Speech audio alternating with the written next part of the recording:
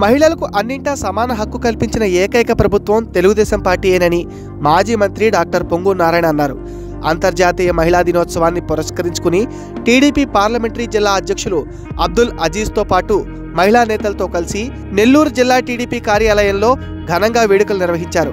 మహిళా నేతలతో కలిసి వారు కేక్ కట్ చేసి అందరికీ పంచిపెట్టారు. మహిళా దినోత్సవ వేడుకల్లో పాల్గొన్న మాజీ మంత్రి డాక్టర్ పొంగూరు నారాయణను వారు ఘనంగా సత్కరించారు.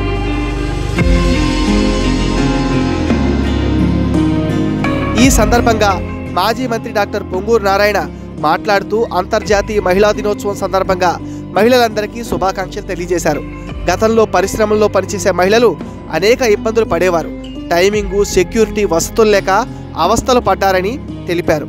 ఈ సమస్యలన్నిటిపైన 1910లో మహిళలంతా ఏకమై చేసిన ఉద్యమ ఫలితంగానే నేడు అంతర్జాతీయ మహిళా దినోత్సవం జరుపుకుంటున్నామని వివరించారు. మొదట ఆదివారం జరుపుకునేవారని, అయితే అలా కాకుండా అంతర్జాతీయంగా ఒకే రోజు నిర్వహించాలని మార్చి 8వ తేదీన నిర్ణయించారని చెప్పారు.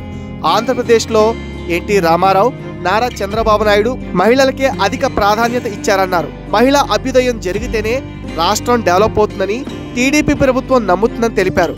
స్థానిక సంస్థల ఎన్నికల్లో మహిళలకు 50% రిజర్వేషను, ఆస్తి హక్కులో సమాన వాటా కల్పించింది కూడా తెలుగుదేశం ప్రభుత్వమేనని చెప్పారు.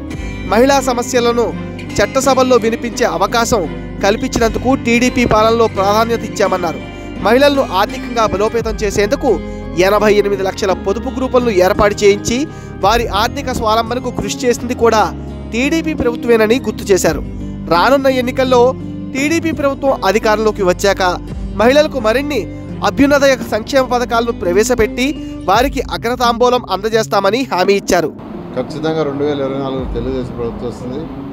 మహిళలు డెవలప్ చేయడానికి ఇంకా ఎన్నో కార్యక్రమాలు చేసి చట్టసభల్లో వాళ్ళకి చేయాల్సిన చట్టాలు చేసి వాళ్ళ డెవలప్కి ముందుకు పోవడం జరుగుతుంది. అనంతరం టీడీపీ పార్లమెంట్ జిల్లా అధ్యక్షులు అబ్దుల్ అజీజ్ మాట్లాడారు.